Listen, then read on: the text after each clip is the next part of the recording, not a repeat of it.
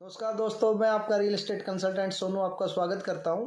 आज का हमारा टॉपिक है कि रियल एस्टेट में प्रॉपर्टी खरीदते हुए हमें किन बातों का ध्यान रखना चाहिए। सबसे पहली चीज़ है, कहीं पे भी हम प्रॉपर्टी खरीदने जाएं उससे पहले हमें बेसिक थोड़ा सा होमवर्क कर लेना चाहिए। जैसे कि सबसे पहले हमें मास्टर प्लान के बारे में थोड़ा सा जानकारी रखनी चाहिए। जैसे आप टाउन कंट्री प्लानर की साइट पे टीसीपी हरियाणा की एक साइट है जो कि गवर्नमेंट की है, और उस पे आप मास्टर प्लान जहाँ का भी चाहें उस एरिया का मास्टर प्लान देख सकते हैं, डाउनलोड कर सकते हैं। उसमें क्या होता है, आपको हर चीज़ डिफाइन होती है कि 2000 जैसे अभी 2023 में आप बैठे हैं तो अभी आपको 2031 का, 2035 का, किसी किसी जगह का 2041 का मास्टर प्लान अभी से अप्रूव्ड है, जो कि फाइनल हो चुका है आज से ही। कि उसमें कौन सी जगह पे रेजिडेंशियल प्लॉटिंग आनी है, कौन सी जगह पे आपके कमर्शियल प्लॉट्स आने हैं, या कौन सी जगह पे इंडस्ट्रियल प्लॉटिंग आनी है, या किन जगह पे स्टेडियम बनना है, किन जगह पे यूनिवर्सिटी बननी है, किन किन जगह पे आपका बस स्टैंड बनना है, रेलवे यार्ड बनना है, कहीं पे नहर निकलनी है, कहीं पे और कोई चीज़ आनी है। ये फ्यूचर की प्लानिंग होती है गवर्नमेंट की, तो वो सारी चीज़ें पहले से ही एक रूपरेखा तैयार करी जाती है, उसको मास्टर प्लान बोलते हैं। तो मास्टर प्लान को स्टडी जरूर कर लें एक बार कोई भी प्रॉपर्टी लेने से पहले, सबसे पहला पॉइंट। दूसरी चीज़, टाउन कंट्री प्लानर हरियाणा की साइट पे देखें कि क्या जो प्रॉपर्टी लेने जा रहे हो क्या वो रजिस्टर्ड प्रोजेक्ट है, गवर्नमेंट द्वारा अप्रूव्ड प्रोजेक्ट है कि नहीं है, लाइसेंस का उसका आया हुआ है कि नहीं है। लाइसेंस नंबर जरूर देखें, लाइसेंस नंबर के साथ बिल्डर का नाम लिखा होता है, उसकी वैलिडिटी लिखी होती है कि किस दिन लाइसेंस मिला और कब तक वैलिड है।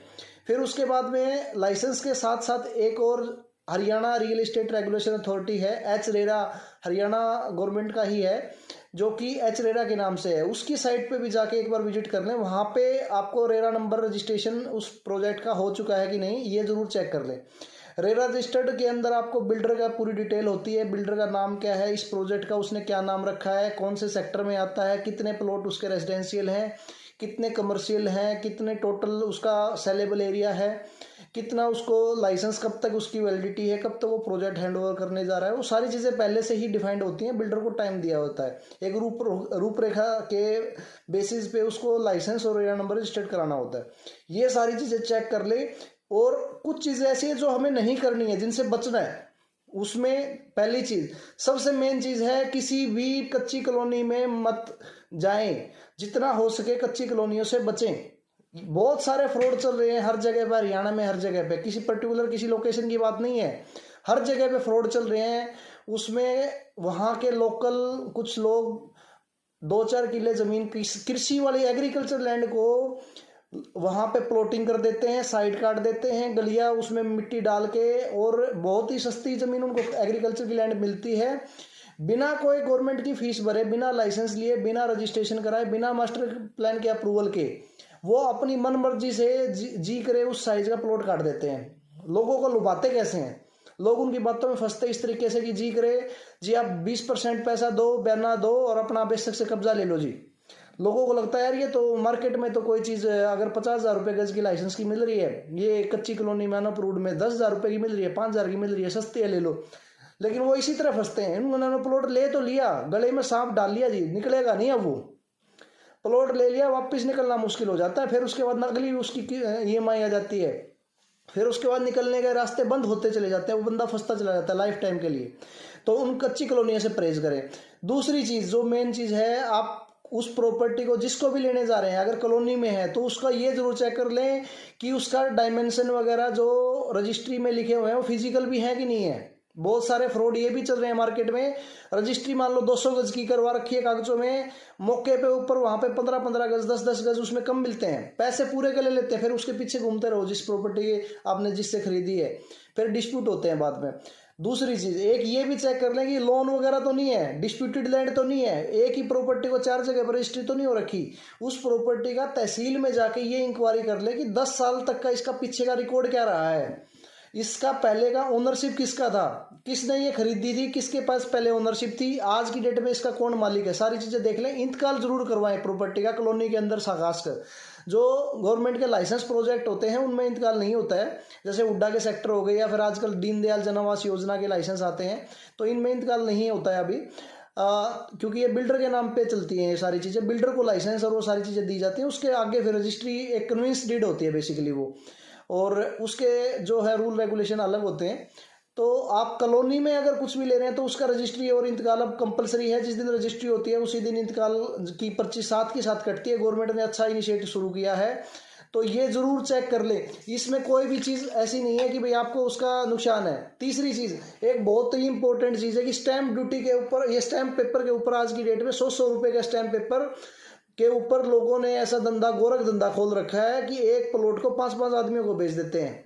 एक प्लॉट को जी आ जाओ जी, पक्का वो आपको वो तहसील में लिखवा देंगे जी, बयाना हो जाएगा जी, इसी में एग्रीमेंट हो जाए, फुल पेमेंट एग्रीमेंट, 100 रुपये का जी एग्रीमेंट। कोई भी कोर्ट, तहसील या कोई भी हमारा हिंदुस्तान का कानून नहीं मानता है कि आप उसके ऊपर प्रॉपर्टी सेल या परचेज कर सकते हैं। ऐसे कोई भी अगर आपको कर रहा है तो वो आपको बहका रहा है, उससे बचे। तीसरी एक और मार्केट में जीपीए है। जीपीए भी एक ऐसी ही चीज़ है, जर्नल पावर ऑफ अटॉर्नी होती है। उसमें आप कोई भी प्रॉपर्टी के पूरे मालिक नहीं बनते हैं। वो बेसिकली गवर्नमेंट ने बनाया इसलिए था कि कोई बंदा अगर यहाँ पे, अगर एनआरआई टाइप का कोई बंदा है, अगर वो यहाँ पे अवेलेबल नहीं है तो उसकी जगह पे कोई उसका रिप्रेजेंटेटिव बंदा उसकी जगह पे पीछे से कुछ कार्रवाई को कर पाए, या अगर कोई साइन वाइन करना हो तो उसलिए जीपीए बनाई थी।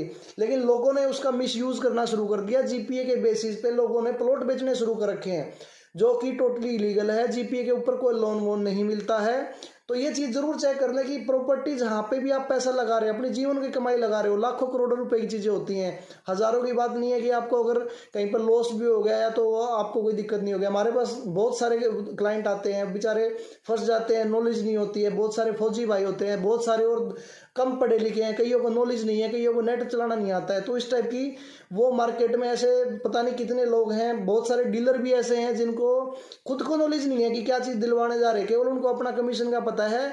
वो अपने थोड़े बहुत लालच के चक्कर में, कमीशन के चक्कर में लोगों को मिसगाइड करते हैं, कॉलोनियों में फंसा देते हैं। फिर उसके बाद में जैसे पैसा उनका मिल जाता है वो अपना तड़ी पार हो जाते हैं। तो इन चीज़ों से बचें, डिस्प्यूटेड लैंड से बचें और मेजरमेंट वगैरह करें, रजिस्ट्री वाली चीज़ें लें। अगर किसी चीज़ की रजिस्ट्री नहीं हो रही है तो अपना उसका जितना उसके एक अच्छे से उसका वेरीफाई कर लें कि इसकी रजिस्ट्री क्यों नहीं हो रही है। रजिस्ट्री नहीं हो रही तो इसका मतलब ये लगा लो कुछ ना कुछ गड़बड़ है जी, उसमें 200% है। गवर्नमेंट ने बिना लाइसेंस की चीज़ों के ऊपर सख्ताई करी हुई है। जहाँ जहाँ ये अनअप्रूव्ड कॉलोनाइजर कॉलोनियाँ काट रहे हैं, इनके ऊपर भी एक्शन हो रहे हैं। और मेरी आप सभी को यही सजेशन है कि जितना हो सके इन अनअप्रूव्ड कॉलोनी से बचा जाए और अपने आप को अच्छी जगह पे इन्वेस्ट करिए। प्रॉपर्टी, रियल एस्टेट ऐसी चीज़ है जिसमें आप लाखों करोड़ों कमा भी सकते हो और लाखों करोड़ों गवा भी सकते हो। अगर गलत जगह पे डाल दिया, अपना पैसा इन्वेस्ट कर दिया तो फंस जाओगे। अगर सही जगह डाल दिया तो आपका 5 साल के अंदर अंदर प्रॉफिट दुगने से तिगने तक भी हो सकता है। आपकी प्रॉपर्टी के रेट इतने हाई हो सकते हैं अगर आपने अप्रूव्ड जगह पे लगाया। बेशक से महंगा होगा, वो कहते हैं ना, महंगा रोए एक बार, सस्ता रोए बार बार, तो वो वाली चीज़ है। तो हमारे पास बहुत सारे भाई आते हैं जिन्होंने अपनी सारी उम्र की, अपनी पेंशन की, अपना जो इकट्ठा उनको पैसा मिला था वो सारा पैसा उसमें झोंक दिया। और आज की डेट में ना वो प्लॉट बिकते हैं, मार्केट में जाते हैं तो उनको लोग बताते हैं कि जितना रेट होगा उतना होगा, डील होती नहीं है। तो उन चीज़ों से बचने के लिए यही है कि अपना लेने से पहले ही वेरीफाई करें और जितना हो सके इन फ्रॉड से अपने आप को दूर रखें। जय हिंद, जय भारत।